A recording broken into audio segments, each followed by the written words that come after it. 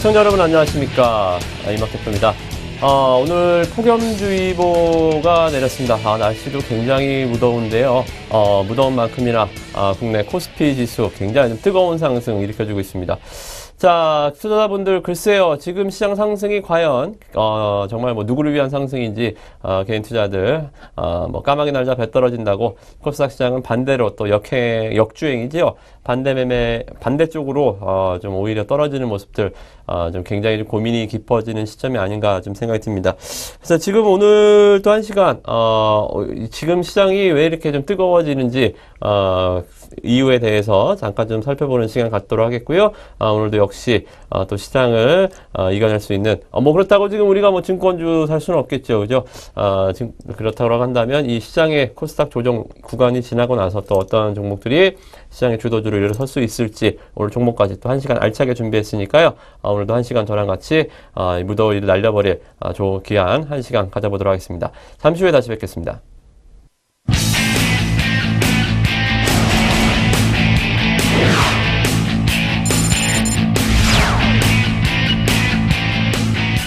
저랑 같이 외국인 기관 매매 국내에서 가장 잘한다 자부하는 전문가니까요. 같이 매매를 열심히 또 해주셨으면 고맙겠고요. 그리고 중소형주들 일단은 어렵습니다. 스몰캡, 시가총액 3천억 미만 종목들 커버리기가 상당히 힘든데 이런 부분들도 저랑 같이 고민을 해결하신다고 한다면 좋은 결과 여러분들께 반드시 내드리도록 하겠습니다. 고맙습니다.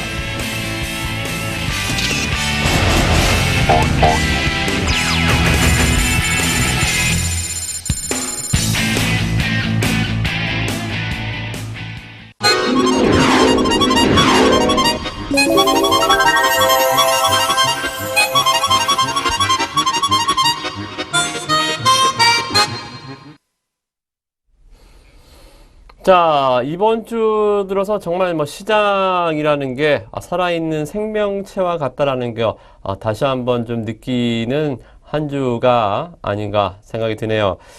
잠깐 좀 화면을 좀 보시면요. 자, 지금 보시는 차트가 종목이 아닙니다. 굉장히 올선을 타고 지금 단기 이평선, 정배열, 60일선 위에 21선이 있고요. 21선 위에 11선, 11선 위에 5일선, 그리고 거래량이 상승 거래량이 딱짝 실려주면서 주가가 5일선을 타고 쫙 올라가는 이게 종목이 아닙니다. 우리나라 코스피입니다.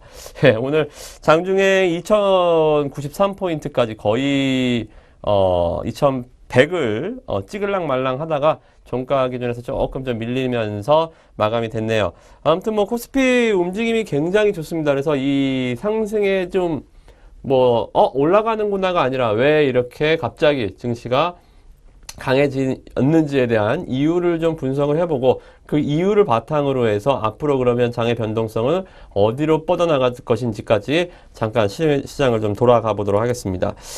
자, 일단은 시장 코스피 연중 최고치. 지난번에는 제가 이제 경신이라고 말씀드렸으니 이번에는 단어를 살짝 바꿔봤습니다. 랠리. 정말 강한 상승을 계속 이끌어주고 있습니다.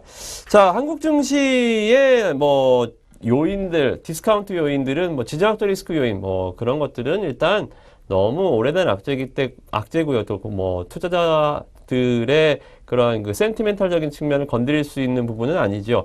본질적으로 우리나라의 디스카운트 요인은 뭐였냐면 낮은 투자 수익률, 그죠? 이머징 쪽에서도 굉장히 좀 샌드위치란 말입니다. 올라갈 때 이게 브라질이나 베트남처럼 연간 단위해서 한번 올라갈 때 막 40~50%씩 이런 그 강한 상승 탄력을 보여주는 것도 아니요.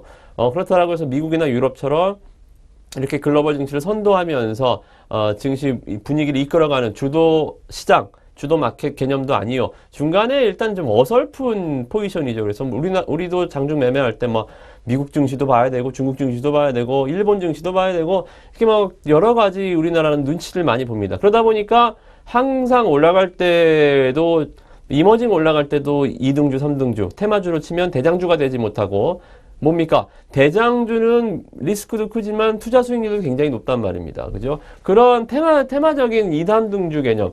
그리고 그렇다라고 해서 변동성이 낮은 무겁지만 추세를 한번 가지면 쭉 올라가는 이런 미국장의 개념도 아니란 말입니다. 굉장히 좀 어설픈 3등주의 개념이기 때문에 낮은 투자 수익률, 기대 수익이 조금 낮다라는 거죠. 이런 좀 부분들이 우리나라 디스카운트의 요인이었고요. 자, 두 번째는 배당. 배당이 굉장히 우리나라는 좀 소극적입니다. 지금 보면 이제 이 극단적인 예로 그 우리나라의 삼성, 애플과 삼성 3전의 주가 차이를 보면, 물론 이제 이번 실적 시즌에 삼성전자가 2분기 때 영업이익이 8조 원대 초반대로 뚝 떨어지면서 일단 실적적인 측면에서도 애플에 조금 못 미치는 영향을 보여주긴 했습니다만, 애플은 계속 올해 내내 사상 최고치를 경신하고 있습니다. 삼성전자는 어때요? 뭐 지주사 전환 이슈도 있었고, 또 이번 실적 쇼크도 있었고, 겨우겨우 가까스로 일단은 현 상태 유지하는 정도지, 애플과의 주가 상승의 갭은 점차 벌어지고 있단 말입니다. 이것이 가장 본질적인 이유는 뭡니까? 주주 친화적인 정책, 주주 우선 정책, 배당 주고 자사주 매입해주고, 이러한 그 CEO의 기업의 주주를 어떤 형식으로 좀 위하는지에 가장 큰 갭이 벌어졌던 것 같아요. 그래서 물론 이제 애플도 뭐 칼 아이칸, 우리나라도 뭐 유명하지, KTNG 사태 이후에 칼 아이칸이 주식을 매집해다가 막 의결권을 행사하는 거죠. 배당도 줘라, 자사주 매입해라. 기업의 유보금이 그렇게 많은데 그 돈을 도대체 어디다 쓰려고 그러냐, 주주한테 환원해라, 이렇게 막 압박을 하니까 이제 애플도 뭐 결국은 이제 손을 들고 여러 가지 주주 우선 정책을 펼쳐주고, 주가는 또 거기에 화답해서 올라가주고. 근데 우리나라 삼성전자 같은 경우는 지금 사내 유보금을 굉장히 많이 쌓아놓고 있으면서 이 돈을 풀지 않고 있단 말이죠. 그죠? 이제 그러한 부분들이 가장 미국 증시와 우리나라 증시, 애플과 삼성전자의 주가 차이에서 볼 수 있었는데, 이러한 그 배당 정책들을 이번 경제 2팀이죠. 경제 2팀에서 배당 확대를 해라. 어떻게 정부가 나서서 기업한테 배당 확대하라는 거는, 이거는 뭐 있을 수가 없는 일이 자본주의 시장에서. 그럼 공산주의도 아니고요. 그죠? 이런 것들을 어떻게 하냐면, 우리나라도 마찬가지. 최경환 경제부 장관의 전략은, 우리나라 가장 큰 손이 누구죠? 연기금이죠. 연기금이 나라 돈이란 말입니다. 그러다 보니까 연기금을 딱 내세워서 연기금한테, 기업들한테 요구하라. 주주가 연기금이 주주인데 왜 이 바보같이 가만히 있느냐? 주식 사놓고 매일 주가 상승만 기다리지 말고 해외 투자자들처럼 배당을 요구하고 여러 가지 회사의 의결권을 행사하면서 기업들을 이끌어가라라는 이러한 그 이슈가 있었죠. 그리고 생각보다 좀 우리나라는 정책이 약하죠. 저는 지금 경제 2팀이 왜 갑자기 이렇게 공격적인 코멘트를 하는지 저는 개인적으로 잘 이해가 안 갑니다만, 대표적으로 미국 같은 경우는 한참 유동성 정책을 펼치고, 유럽 같은 경우는 오히려 중앙은행에 돈을 넣으면 예치금을 내야 되는 마이너스 역금리죠. 역금리까지 외치면서 그렇게 경기를 부양하기 위해서 몇 년을 지금 노력해왔고, 그 노력의 산실, 결과물이 좋다 보니까 미국 GDP는 뭐 계절적인 요인으로 안 좋았습니다만, 이번 2분기 GDP 굉장히 좋을 걸로 보여지고, 또 테이퍼링, 이제 풀었던 돈을 수거하는, 오히려 양적 완화를 풀었던 돈을 축소하고 있는데, 우리나라는 인제 푼단 말이죠. 그죠? 이러한 그 약한 정책들, 이러한 그 모습들이 갑자기 이제 최경환 장관의 발언이 세지면서, 이런 부분들이 우리나라의 디스카운트 요인을 또 해소해주는 역할을 좀 해주고 있습니다. 또 환율 같은 경우도 굉장히 지금 약한 달러 강세, 약세 기조에 더불어서 우리나라 원화 강세가 굉장히 좀 심했었는데요. 이러한 그 측면들, 환율이 이제 조금 안정을 찾는 것 같죠. 그러다 보니까 이 변동성 자체라는 단어는 굉장히 위험한 단어입니다. 증시에 있어서 투자자들이 가장 싫어하는 단어는 불확실성. 어떻게, 차라리 악재가 나오든가, 그죠?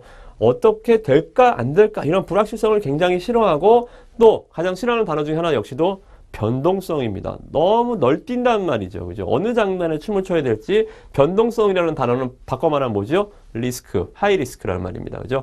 이 리스크, 환율 변동성 자체도 일단 워낙 바닥을 봤기 때문에, 원달러 환율도 바닥을 봤기 때문에, 이러한 부분들이 지금 증시 상승에 좀 센티멘털적인 측면에서 굉장한 큰 도움을 주고 있고요. 그리고 지금 이 경제 2팀 배당 확대 및 유인 정책들이 계속되고 있단 말입니다. 뭐 일단은 기업적인 측면에서는 어떻게 합니까? 선택을 이제 더 이상 미룰 수는 없겠죠. 우리나라 대기업들. 배당 중 무엇을 선택하든지 이 밸류에이션 덫에 갇힌 이 한국 증시의 새로운 돌파구가 일단은 될 수 있을 걸로 좀 보여지고요. 왜냐하면 이제 배당 성장 모형에 따르면 배당을 기업이 많이 주면 유보율이 줄어들어서 회사에 돈이 좀 많아야 되는데 배당 다 줘버리면 그 회사 유보율 없어서 성장 나중에 뭐 신사업할 때 어떡하지? 그런 게 아니라 배당 성장률 모형에 따르면 유보금이 배당을 통해서 낮아진다라고 한다면 뭐가 늘어나죠? ROE. 그죠? ROE. 여러분들이 가치지표, 가치 매매할 때 가장 중요한 부분 중에 하나인 자기 자본 이익률. 유보율이라는 건 뭐죠? 자기 자본이란 말입니다. 그죠? 내 돈에 있는 유보율을 배당을 통해서 일단은 좀 덜어낸다라고 한다면 영업이익의 분자가 어떻게 됩니까? 분모가 줄어들면서 분자 가치가 상승하면 기업 가치가 상승하는 이게 배당 성장 모형이거든요. 그래서 배당 확대의 유인 정책들이 지금 미국 증시 S&P가 사상 최고치 랠리를 올해 들어만 20몇 번 돌파할 때 동안 계속 2000포인트의 박스권에 갇혀 있었던 국내 증시의 단비다. 단비. 아주 우리나라 지금 뭐 장마가 벌써 끝나서 우리나라는 지금 뭐 비가 좀 많이 안 왔는데 증시에는 지금 아주 고마운 단비가 경제 2팀의 고마운 단비가 지금 내리고 있다. 이렇게 좀 보시면 좋을 것 같습니다. 자, 또 한 번 더 깊게 조금만 더 들어가 볼까요? 경제 2팀에 대한 신뢰도가 증가하고 있다. 우리나라는 일단은 좀 뭐 여러 가지 이번 뭐 세월호 사태도 그렇고 이 관료주의가 너무 좀 부패인가요? 뭐 여기서 할 얘기는 아니지만 뭐 어찌됐든 간에 신뢰도가 좀 낮습니다. 그죠? 정부 정책에 대한 신뢰도도 낮고 정책 운영상에 과연 뭐 얼마나 잘 하겠어? 또 뭐 말뿐인 거 아니겠어? 얼마 또 안 가겠지? 또 어떤 부패들이 드러나겠지? 이러한 것들이 트라우마처럼 작용하고 있는 나라가 또 바로 우리나라죠. 근데 이번에 같은 경우는 굉장히 좀 신뢰도가 많이 쌓여지고 있단 말입니다. 그죠? 심리가 살아날 때까지, 경제가 살아날 때까지 경기 부양을 계속하겠다. 멈추지 않겠다. 이러한 강력한 코멘트. 예를 들면 마리오 드라기 총재, ECB 중앙은행 총재죠. 우리는 경기 부양을 위한 모든 준비가 되어 있다. 무슨 준비인지 시장은 모른단 말입니다. 근데 어떠한 상황이 발생하든 우리는 이것을 진화하고 막을 수 있는 능력이 있고 뭐든지 할 거고 뭐든지 준비되어 있다. 이렇게 강력한 코멘트를 해주면 어떻게 됩니까? 헤지펀드들, 말 그대로 증시 하락 쪽에 베팅하는 이 공격적인 이 롱숏 자금들이 좀 두려움에 떨 수 있을 만한 이런 너무나도 강력한 어구들. 옐런 의장도 마찬가지죠. 굉장히 시장 친화적인 발언들. 우리나라 미국 경제에 자신감을 갖고 있고 우리는 그 자신감을 바탕으로 해서 테이퍼링을 진행하고 있다. GDP 하반기에 굉장히 좋아질 것이다. 덤벼라. 이렇게 강하게 어조를 벌여주고 있고요. 일본 아베노믹스도 재작년 같은 경우 굉장히 큰 폭으로 상승했었던 일본 증시도 원래 외환시장이라는 것은 정부가 개입을 하면 안 되는 시장이고요. 자유경쟁 시장이고 정부가 개입을 한다 하더라도 그것을 공개해서도 안 되고 공개할 이유도 없습니다. 근데 아베 총리 같은 경우도 어떠한 발언들을 했죠. 우리는 환율 전쟁을 벌이겠다. 우리는 환율 전쟁을 벌일 것이고 우리는 적극적인 경기 부양을 통해서 엔화 가치를 하락시켜서 수출을 부양할 의지를 보여주겠다. 뭐 이러한 그 굉장히 강력한 어구들을 이 나라의 수장들이 립서비스죠. 립서비스를 해줬고 거기에 증시는 또 굉장히 화답을 했던 사례들이 많은데 우리나라는 이제 그게 지금이라는 거죠. 지금. 그죠? 박근혜 대통령은 아니지만 경제부 장관이 경제 2팀에서 굉장히 좀 공격적인 단어들을 써가면서 시장에 굉장히 좀 코멘트가 강하다. 이런 게 좀 보여지죠. 그래서 한국은행과의 이제 정책 공조까지 경제부와 이제 중앙은행, 한국은행도 이번 달에 금리를 동결했습니다만 8월에는 금리를 인하하겠다는 강력한 어구를 또 던져줬죠. 그죠? 그러면 어떻게 됩니까? 각국의 중앙은행이 할 일은 경기 부양은 나라, 경제부의 소속이고 중앙은행이 할 일은 경기 부양이 아니라 뭐죠? 첫 번째도 물가고 두 번째도 물가입니다. 그래서 이 물가를 우선으로 하는 중앙은행과 그리고 경제를 살리기 위한 이 정부의 입장은 좀 다른 경우가 굉장히 많거든요. 소극적과 적극적과 조금 보수적, 중앙은행은 조금 보수적이고 나라에서는 정치적인 문제가 개입이 돼 있기 때문에 굉장히 공격적이죠. 그죠? 나라에서는 계속 금리를 인하하라 압박을 넣어도 중앙은행에서는 우리는 못합니다. 물가가 최우선이기 때문에. 그죠? 근데 지금 같은 경우는 이제 둘이 한마음 한뜻으로 금리 인하 가능성이 좀 필요하구나. 중앙은행에서도 이걸 인지하고 있고 경제부에서도 때마침 이런 굉장히 공격적인 어구, 즉 1+1이 2가 1+1이 지금 2가 되는 게 아니라 3의 4의 시너지를 오랜만에 중앙은행과 정부의 합의, 입이 맞는 이러한 그 시너지까지 놔주고 있기 때문에 지금 시장이 굉장히 좀 뜨겁게 올라가고 있다 좀 생각이 드네요. 그래서 뭐 배당소득 증대세제 그리고 기업소득 환유세제 이런 것들은 증시가 활성화될 수 있는 부분, 그죠? 그리고 배당 확대 가능성을 확실히 지금은 좀 보여주고 있지 않은가 좀 생각이 드네요. 그래서 1+1이 지금은 3 이상의 시너지를 내면서 지수가 꺾일만도 한데 계속 올라가지고, 그죠? 꺾일만도 한데 올라가지고 이제 이러한 그 흐름들이 나와주고 있구나라고 생각하시면 될 것 같습니다.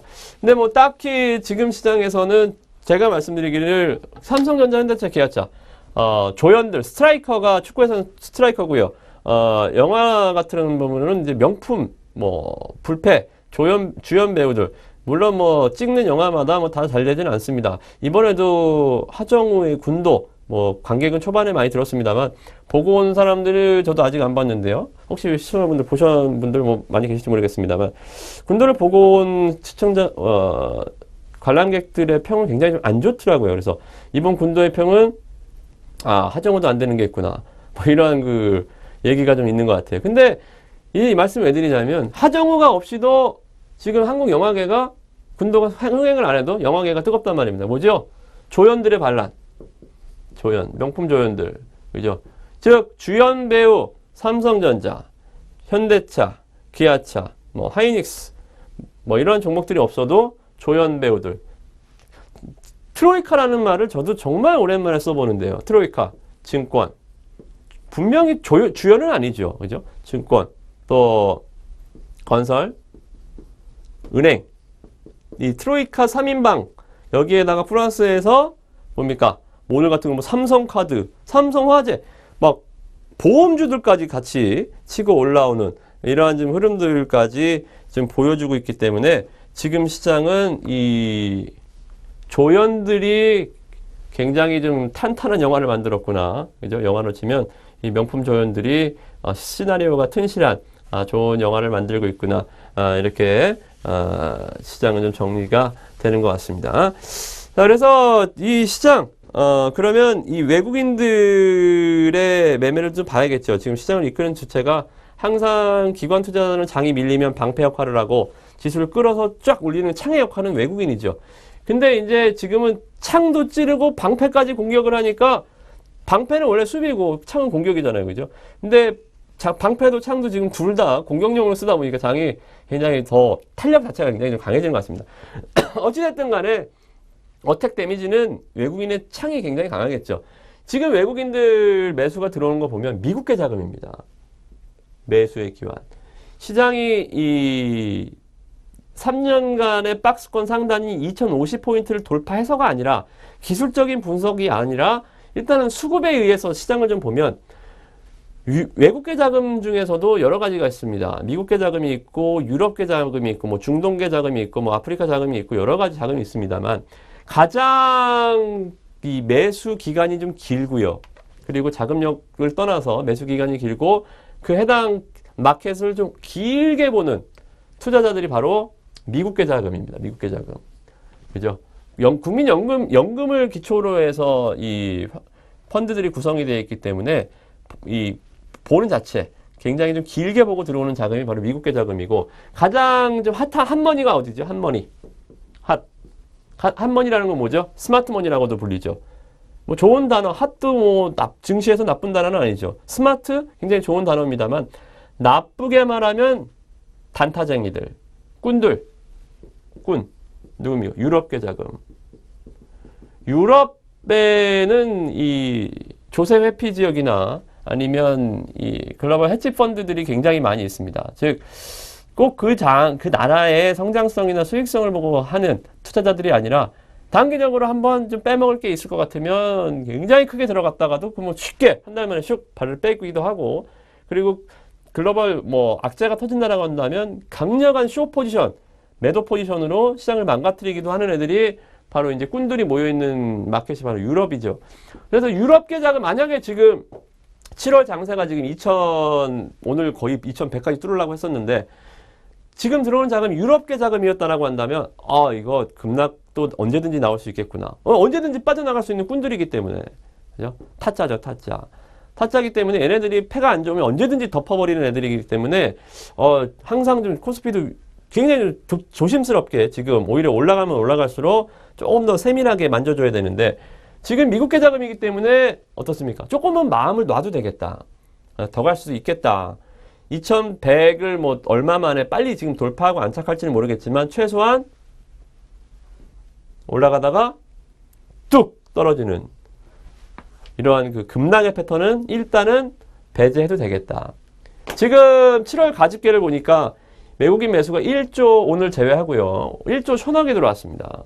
지난주 기점에서 1조 1000억이 들어왔는데 이 중에 40% 가까이가 약 한 4조 5천억 정도가 바로 미국계 자금이었다는 거죠. 그죠? 롱 포지션 길게 보는 시장 순종용 투자자들. 미국계 자금의 매수가 들어오고 있고, 이렇게 되면 어떻게 됩니까? 시장이 상승할 것 같으면 돈 냄새를 맡은 또 누가 움직이죠? 큰 놈이 먼저 움직이면 이거 이번에는 매수 포지션이구나 하면서 누가 들어오죠? 이제 먼저 미국계 자금이 롱 포지션이 먼저 들어오고, 이제 쇼 포지션 유럽계 이제 한머니가 유입될 가능성이 있다. 이게 뭐 제가 심적으로 아니면 증시 경험상 말씀드린 게 아니라, 글로벌 펀드에서는 뭐 인터내셔널, 그리고 뭐 여러 가지 펀드가 있습니다. 펀드가 있는데 이 아시아 EX 저펜이라고요. 신흥국 편입에 제가 나중에 한번 보여드릴게요. 신흥국 증시를 들어올 수 있는 자금들 여러 가지가 있습니다. 그러니까 아시아 EX 저펜은 뭐냐면 아시아를 매수를 하지만 EX 제외한다. 저펜. 일본은 선진국입니다. 일본 무시하는 나라 우리나라밖에 없죠. 그죠? 항상 이 머니로 봤을 때도 항상 EX 저펜을 제외한 아시아. 일본은 일본 나름대로 시장만 해도 아시아만큼 커요. 그래서 아시아 EX 저펜이기 때문에 신흥국 펀드에서는 지금 매수가 들어오고 있다. 즉 우리나라에도 지금 자금이 좀 크게 들어올 수 있는 여건들이 지금 마련이 되어 있다. 라고 좀 보시면 될 것 같습니다. 그래서, 지금 보면 이제 이 여러 가지 긍정적인 수급 요인, 단 하나 조금 아쉬운 건 좀 실적이 안 따라주고 있다라는 건데요. 그죠? 네, 실적이 안 따라주고 있습니다만, 일단은 주식이라는 게 꼭, 주식이 꼭 기업도 마찬가지. 실적의 근거에서만 움직이면 얼마나 재미가 없겠습니까? 그죠? 테마주가 있을 리도 없고, 현재 가치에만 충실한다라고 한다면 이 주식이 얼마나 재미없고 얼마나 쉽겠습니까? 근데 주식은 어떻습니까? 펀더멘탈과 센티멘탈에 굉장히 좀 조화로운 시장이죠. 지금은 센티멘탈적인 측면이 굉장히 강한 시장이기 때문에 이 펀더멘탈은 약간 조금 좀 봐줘도 그죠? 실적이 조금 안 좋다. 뭐 좋아지겠지. 이런 기대감, 이런 것들 단어만 살짝 바꿔주면 증시는 정말 무궁무진하게 변화하거든요. 이제 이러한 부분들도 여러분들 생각하시면 지금 장은 뭐 우습게 볼 장은 아니다. 라고 좀 보여집니다. 그래서 여러 가지 뭐 이 단기적으로 이건 좀 장기적인 관점에서 좀 봐드린 거고, 단기적인 관점에서는 이제 뭐 G2 우리가 조심해야 될 건 항상 G2입니다. 그죠?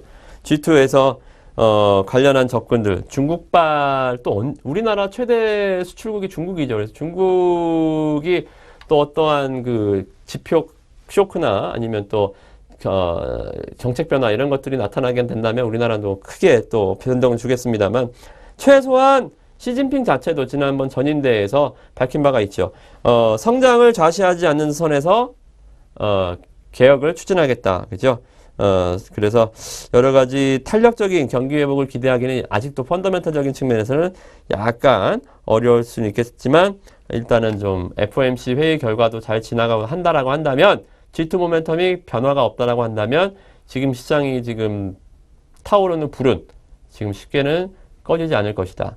과거에 이 가장 우리나라 이웃나라 일본 아베노믹스 때 주가 흐름을 본다라고 해도 정말 과열이구나 생각했는데 정말 뭐 강하게 3, 4개월 이상의 코스로 주가가 올라가는 모습을 봤거든요. 그래서 우리가 지금 코스피를 생각할 때는 일단 좀 강한 거 인정, 그죠? 인정할 건 인정해주고 거기에 따라서 이제 종목군들 또 어떤 종목군들을 좀 해야 되는지 그렇다라고 해서 코스닥 시장 중소형주들이 안 좋다라는 건 아닙니다, 그죠?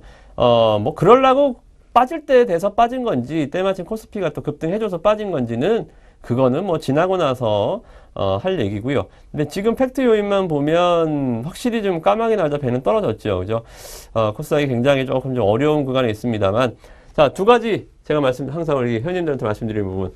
자, 코스닥 이왕 이렇게 됐다 칩시다. 돌이킬 수는 없습니다. 이미 쏟아진 물인데 이 쏟아진 물을 빨리 담아줄 수 있는 것인지 아니면 이 쏟아진 물이 남은 잔도 더 쏟아질 건지를 분석을 해야죠. 자, 코스피가 올라가면서 급등을 하면서 코스닥이 떨어지는 게 좋을까요? 아니면 코스피가 급락하면서 코스닥이 같이 급락하는 게 좋을까요? 1번, 2번. 당연히 1번이 좋죠. 그죠? 갭이 벌어진다는 것은 언젠가는 수렴한다는 얘기입니다. 코스피가 내려가든 코스닥이 올라가든 수렴 과정. 그죠? 지금은 단기적으로 이번 주가 딱 월화수가 장이 이렇게 돼서 그랬지. 원래는 코스닥이 먼저 올라가 있고 코스닥이 이렇게 가다가 코스피가, 그죠? 생각을 해보십시오. 원래는 코스닥이 먼저 갔잖아요. 그리고 코스피 이게 수렴이란 말입니다. 갭이 벌어졌으니까 코스닥은 내려와주고 코스피가 올라가지고. 근데 이게 또 역전을 한다. 다시 이제 코스피가 올라가지고 코스닥이 내려간다. 이건 역시도 수렴을 한다는 거죠. 근데 이렇게 같이 폭락을 해버리면 수렴이 없죠. 수렴이 없다. 만나지 않는다. 얘가 더 떨어지면 만나지 않으려고 코스닥은 더 밀릴 거고요. 코스닥이 더 밀리면 코스피도 만나지 않으려고 더 밀릴 겁니다. 그죠? 그래서 지금 장은 2번 둘 다 급락하는 장세에서 코스닥이 이렇게 고점에서 빡 밀렸다라고 한다면 조심해야 됩니다. 어디까지 밀릴지 모르죠. 우리나라 코스닥 아시죠? 한번 밀리면 바닥이 어딘지 헤어나오질 못합니다. 투매 나오고 투매 2, 3일 코스 진행되고 종목들을 초전 박살납니다.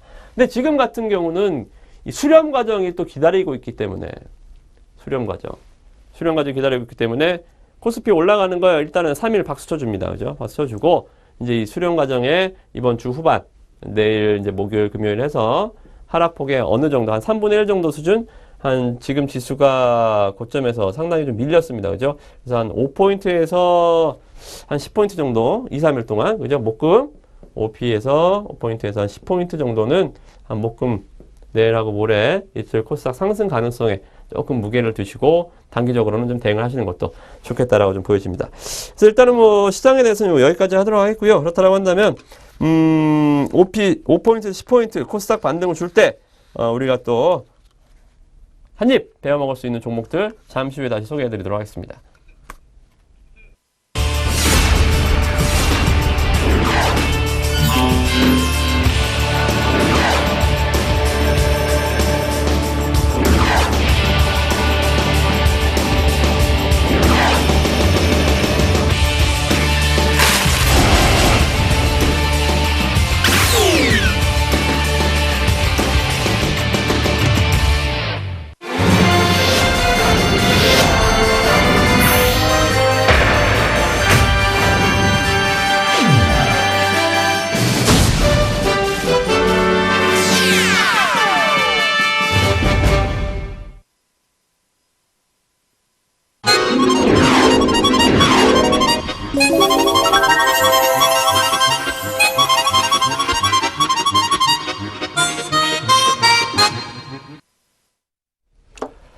자, 오늘도 우리 방송, 이막 대표 방송은 마이웨이, 뭐, 코스닥 조정이 나옵니다만, 이렇다라고 해서 우리가 지금 뭐, 중소형주들을 버리고, 지금 뭐, 증권주 따라갈 수 없는 상황이고요. 그렇다고 뭐, 삼성전자, 현대차, 기아차, 지금 뭐, 살 수도 없는 상황이고, 그리고 뭐, 은행주들 따라가기에도 부담이고요.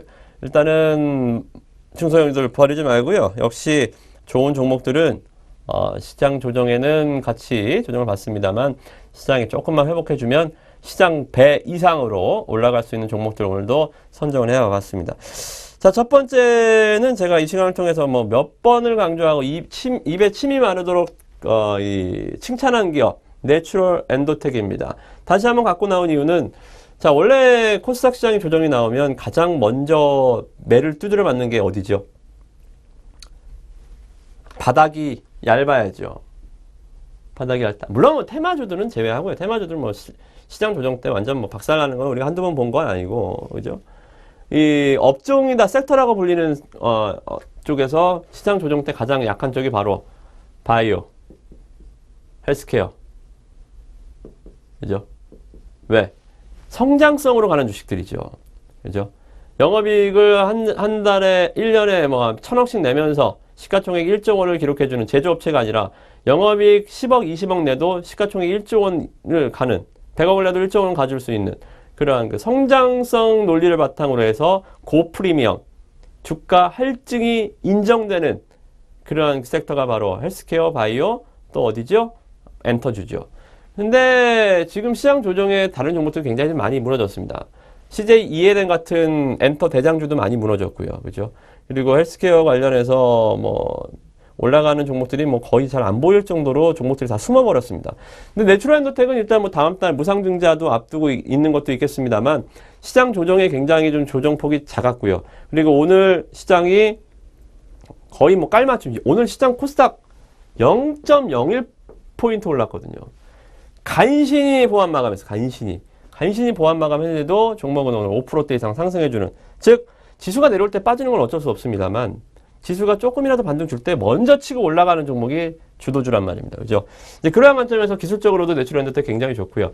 제가 이 종목에 대해서 가장 긍정적인 이유는 바로 이 뭡니까? 백수호죠, 백수호. 백수호 여성 호르몬제.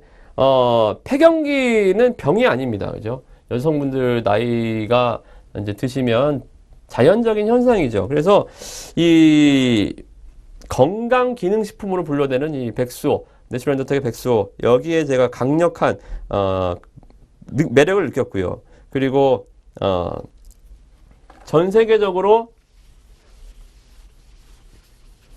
갱년기 증상 완화제가 없습니다. 전무후무, 말 그대로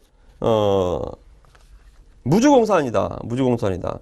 그래서 이게 과연 없었을까요? 아니죠. 미국에서 이게 물론 있었겠죠. 미국에서도 HRT, 이게 이 제품 이름입니다. HRT, 그리고 또 뭐가 있었냐면 이 승마,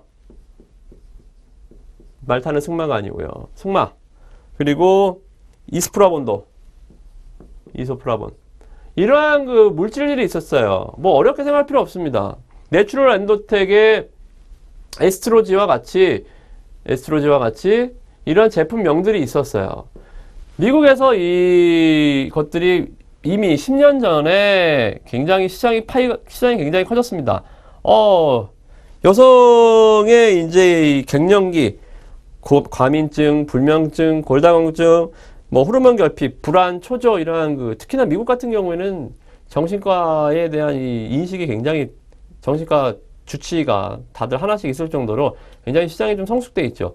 근데 이러한 물질들이 딱 발명이 되니까 시장이 갑자기 엄청 커졌단 말입니다. 근데 미국에서 이제 이러한 부분들에 대해서 미국 FDA에서 물질에 대한 위험성 안전 검사를 했는데 이것들을 하다 보니까 질출혈이나 간 손상이나 심지어 암을 유발하는 물질까지도 여기에 포함이 되어 있더라. 그죠? 아니, 자연적인 현상의 건강식품을 먹는데 그 건강식품을 먹으면서 이 건강식품에 암 유발 물질이 들어있다라고 한다면 이게 약이면 어쩔 수가 없어요. 그죠? 난 이렇게라도 좀 위험이 있더라도 나는 갱년기 너무 우울하다. 이거는 치료할 수밖에 없다. 그러면 그 약이면 먹겠지만 건강보조식품에 암을 유발하는 물질이 들어있다는 것은 굉장히 큰 치명적인 이슈가 되겠죠. 그래서 이런 것들이 굉장히 시장 10년 전 미국에서 굉장히 큰 붐을 일으켰다가 그 시장이 지금 반의 반토막이 나 있는 상황입니다. 시장 전체적인 이 점유 시장이 파이가. 그래서 미국도 이제 이런 그 대체제 물질을 아직 개발하지 못하고 있어요. 근데 이거를 이제 누가 했느냐? 바로 이제 내추럴 엔더텍의 백수오라는 제품이죠. 그죠? 백수오가 복합 추출물입니다. 그죠? 복합 추출물. 브랜드로는 에스트로지. 그죠? 에스트로지의 이제 글로벌 진출이 진행되고 있다라고 생각하시면 될 것 같고요. 국내 갱년기 여성 인구가 약 한 800만 명. 전 세계적으로 약 한 10억 명이 갱년기 여성 인구로 예상이 되고 있죠. 잠재 고객이 제가 무슨 일단은 좀 굉장히 좀 크게 보고 있습니다. 크게 보는 것처럼 얘기합니다만 뭐 거짓말은 아니죠. 잠재 고객이 10억 명이다. 그죠? 전 세계적으로. 이 굉장히 좀 파이가 큰 제대로만 터진다라고 한다면 정말 우리나라에서도 다국적 제약사까지 나올 수 있는 그러한 강력한 성장 동력을 갖고 있다. 그래서 제가 3년 안에 국내에 셀트리온이 될 수 있는 기업이 있다라고 한다면 저는 바로 이 기업이 될 것이다. 내추럴 엔도텍이 될 것이다. 단기도 좋지만 장기적으로 봤을 때 굉장히 좀 좋은 흐름이 예상이 됩니다. 그래서 에스트로지를 갖고 있다라는 것이 특허입니다. 특허. 이 특허를 갖고 있다라는 것은 단 1mg이라도 백수호의 제품이 들어간다라고 한다면 백수호한테 다 로얄티를 줘야 됩니다. 국내 제약사, 홈쇼핑 다 이름 백수호 써 있는 거 있죠. 뭐 백수호궁, 백수호 백수호 예를 들어서 GS 홈쇼핑에서는 백수호궁이고 CJ에서는 백수호 제가 이름이 잘 생각이 안 나는 백수호 G 다 백수호 제품을 써야 됩니다. 각기 다 이름을 갖고 있지만 여성 갱년기 에스트로진은 무조건 내추럴 엔도텍 제품을 써야 된다고 생각하시면 돼요. 그만큼 가격 결정력을 갖고 있고요. 만약에 매출처가 두 군데고, 그죠? 벤더가 하나. 네, 예를 들어서 GS 홈쇼핑이 얘한테도 백수를 갖고 있을 수 있고, 얘한테도 A라는 기업, B라는 기업, C라는 기업, 백수를 다 쓸 수가 있다. A 기업도 B도 기업도 C 기업도 다 백수 특허를 갖고 있다. 그러면 GS 홈쇼핑을 어떻게 할까요? 경쟁을 시키겠죠. 좋은 제품을 갖고 와라. 아니면 좋은 제품이 없을 바엔 가격을 깎아라. 그러면 A, B, C가 알아서 자기네들끼리 품질 경쟁을 하든가 가격 경쟁을 하면서 GS 홈쇼핑이 돈을 벌어다 주겠죠. 근데 지금 반대입니다. 백수호 같은 경우는 내추럴이 백수호가 하나고요. 여기에 GS, CJ, 예를 들면 동아제약, 제약사들 이렇게 오히려 밴드 업체가 매출처란 말입니다. 반대죠. 뭐다? 가격 결정력이 내가 납품하는 회사한테 있지 않고 가격 결정력이 나한테 있다. 굉장히 특이한 사업 포트폴리오죠. 그죠? 왜? 국내 하나니까요. 국내 하나니까. 독보적인 모멘텀이란 말입니다. 그죠? 독보적인 모멘텀. 이것만으로도 주가의 강력한 성장 프리미엄이란 말입니다. 주가가 단돈 한 해 10억을 벌어도 주가가 8만 원 갈 수 있는, 그죠? 이런 것들이 성장에 대한 모멘텀들. 그래서 이러한 부분들이 굉장히 조금 긍정적인 거고요. 그러면 주가가 미리 가 있어야 되지 않나요? 라고 볼 수 있지만 약점이 있었습니다. 내추럴 엔도텍의 약점은 뭐다? 내수. 아직 수출 비중이 높지가 않아요. 우리나라 갱년기 여성이 800만 명밖에 안 됩니다. 800만 명. 아무리 팔아봐야 파이가 작다라는 거죠. 그죠?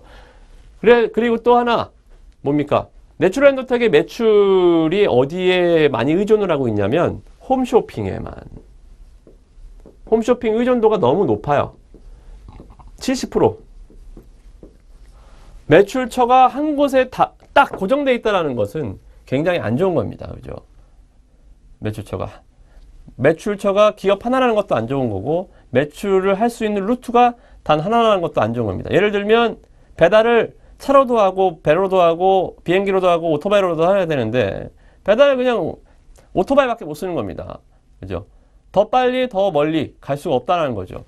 근데, 이 홈쇼핑의 매출 비중이 높았던 거를 디스카운트 요인을 깼습니다. 해소. 뭐로?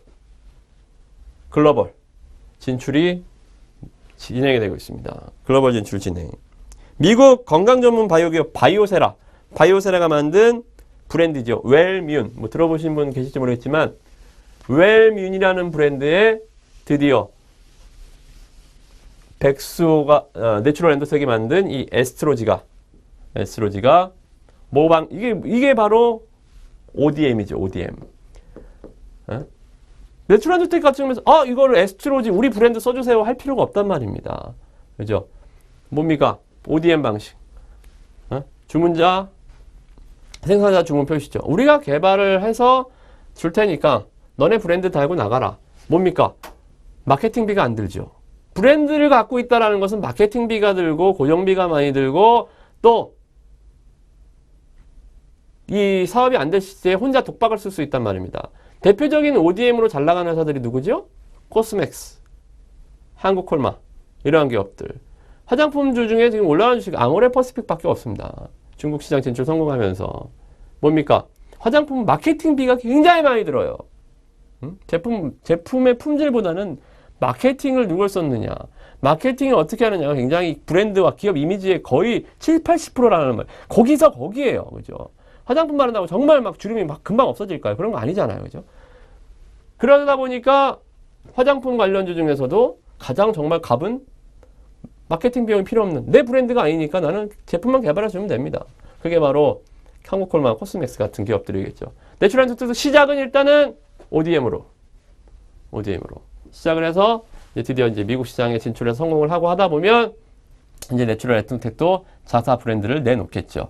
이제 첫 걸음마를 떼고 가고 있으니까 주가는 이제 다시 시작이겠죠. 그죠? 다 잘 돼서 자사 브랜드까지 나올 정도에 됐으면 그때는 이미 늦었다.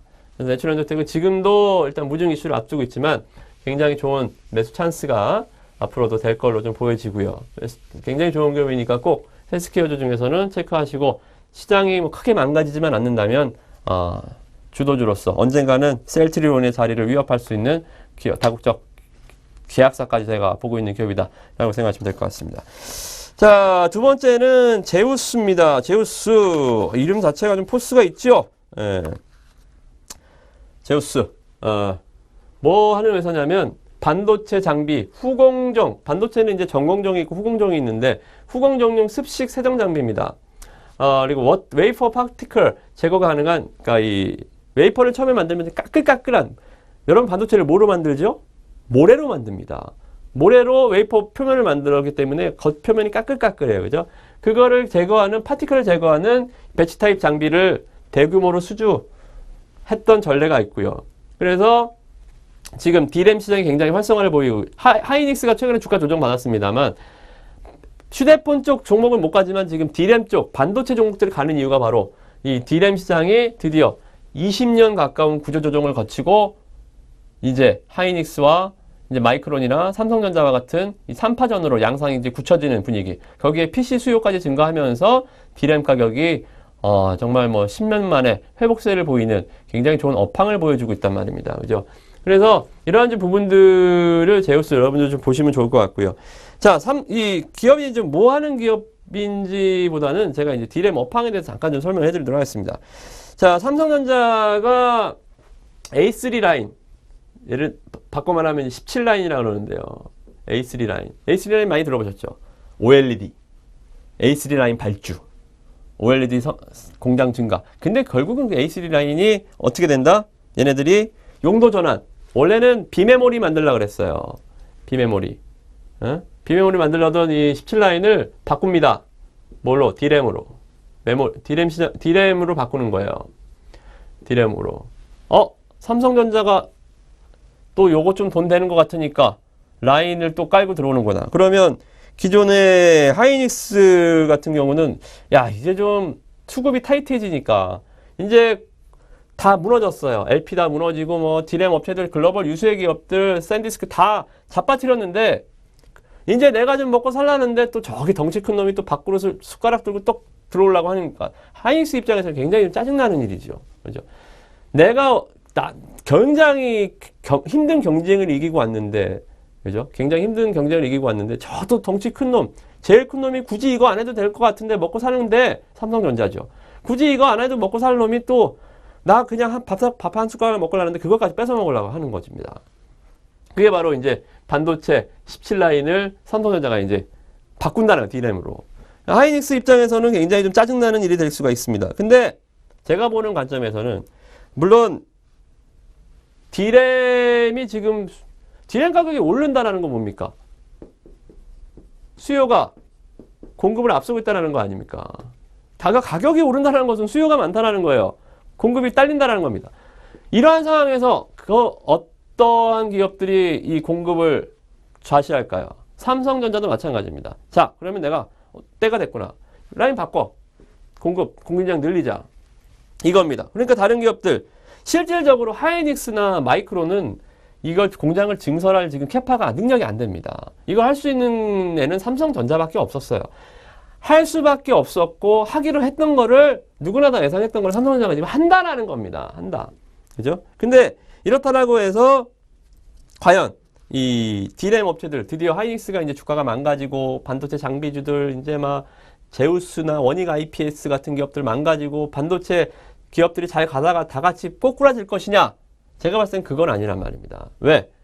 인풋이 있고 아웃풋이 있습니다. 자, 시장 점유율을 예를 들어 삼성전자가 시장 점유율을 3% 정도 하이닉스가 갖고 있었던 거를 한 3% 정도 뺏어오는데 디램 가격이 10%가 내려간다. MS 3%에 프라이스가 P가 10%가 내려간다. 해야 될까요? 내가 제 거 3개 더 뺏어오려고 내가 1,000원에 팔던 거 900원에 팔아야 될까요? 삼성전자가 10년, 20년이 넘는 장기 경쟁을 하면서 정말 숱한 적들을 목을 bes었던 기업들입니다. 삼성전자, 하이닉스, 마이크론. 뭡니까? 자기네들도 알고 있어요. 여기서 또다시 가격 경쟁으로 붙어버리면 또 가까스로 살아난 D램 가격이 또다시 폭락할 수가 있다. 그러면 너도 죽고 나도 죽고 기존에 했던 놈도 죽고 또다시 진흙탕 싸움이 되는 걸 다 잘 알고 있습니다. 즉, 이 D램 시장에서 지금 살아남은 세 기업은 백전노장이라는 거죠. 그죠? 굳이 남의 거를 침범해서까지 건들지 않는다. 하이닉스도 가만히 있지 않죠. 그죠? 또 자기 치고 들어오면 아무리 뭐 규모가 작다라고 해도 분명히 또 경쟁을 하겠죠. 그죠? 그래서 이 고래 싸움에도 살아남은 하이닉스도 가만히 있지 않는단 말입니다. 그럼 삼성전자가 굳이 하이닉스 건드리지 않겠죠. 수요와 공급의 이 타이트한 부분들을 해소하는 수준이지 공급을 늘리면서 하이닉스를 죽이려고 마이크론을 죽이려고 들어오진 않을 거란 말입니다. 그러면 자기도 공멸인 걸 알거든요. 그래서 이런 관점에서 D램 증설에 의한 공급 초과는 기우다. 그죠? 삼성전자가 알아서 수요 공급을 조절을 할 것이다. 가격이 떨어지는 거를 서로 원치 않는다. 전쟁을 서로 원치 않는다. 10년, 20년 만에 찾아온 D램 시장의 평화입니다. 20년의 전쟁에 다들 지쳤습니다. 이 전쟁을 깨려는 기업은 아무도 없을 거예요. 그래서 지금 반도체 장비주들, 소재 부품주들이 조금씩 조정받고 있는데요. 이 기업들 이번 지수 조정을 여러분들이 제가 대표적으로 제우스를 갖고 왔습니다만 매수기로 삼으셨으면 좋겠습니다. 그래서 반도체 장비 종목 찝어드릴게요. 제우스 말씀드렸습니다. 장비, 소재. 장비가 있고 부품이 있고 소재가 있죠. 부품 ISC, 소재 DNF. DNF 지난주에 설명드렸습니다. 예? 그래서 반도체는 3인방 꼭 기억하자. 장비 제우스, 부품 ISC. ISC 오늘 장중에 상한가까지 갔어요. 그죠? 반도체가 나오면 그것이 불량인지 아닌지를 만드는 테스트 소켓을 만드는 기업입니다. 부품 ISC, 반도체, 소재 DNF까지. 이 3인방은 꼭 IT 종목을 한다라고 한다면 코스닥에서 휴대폰 부품 하지 마시고요. 휴대폰 부품주는 하면 죽는다. 지금도 죽는다. 고점에서 반의 반토막이 나도 반토막 더 날 수 있다. 그죠? 그래서 앞으로 최소한 올해는 이 반도체 장비주, 부품주, 소재주 보시고 최선호주, 제우스, IS, DNF 이렇게 해서 정리를 좀 해드리도록 하겠습니다.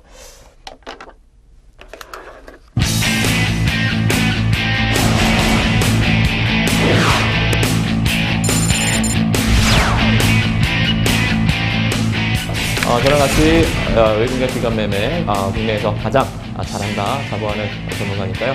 같이 매매를 열심히 또 해주셨으면 고맙겠고요.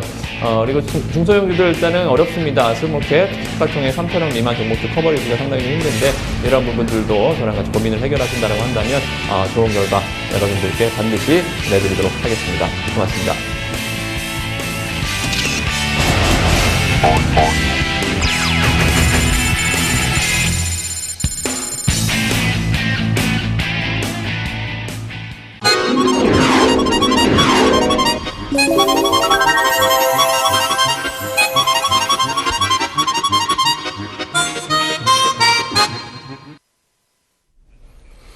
자, 시장이 상당히 좀 복잡해진 것 같습니다. 저도 전문가이긴 합니다만, 저도 장세에서 지금 뭐, 정말 뭐 이상한 나라에 온 것 같고, 도깨비 장난을 보는 것 같은데, 뭐, 번쩍번쩍하죠. 오늘 뭐, 코스피 이렇게 가는데 또 어닝 쇼크 나오면서, 현대중공업 망가지고 이런 거 보면 참 증시 다시 한번 어렵다는 걸 생각하게 하는 하루입니다. 지금 날도 많이 덥고요. 생각도 많아지는 시점인데 자 복잡해질수록 단순해져야 되고요. 그리고 생각이 많아질수록 종목을 압축해야 됩니다. 이러한 부분들 여러분들 증시를 하면서 많이 느끼셨을 겁니다. 너무 고민하지 마시고요. 이럴수록 단순해지시고 한번 엇박자를 타면 시장이 시속 게임을 할 때 중심을 잡고 있어야지 여기서 기울는 쪽으로 자꾸 왔다 갔다 하다 보면 결국 빈손으로 돌아가기 마련이거든요. 그래서 지금은 외국인과 기관 투자들 도깨비 놀이라고 생각하시고 매매 중심을 잡으시고 여러분들 이번 한 주도 건승하시길 바라겠습니다. 오늘은 여기까지입니다. 고맙습니다.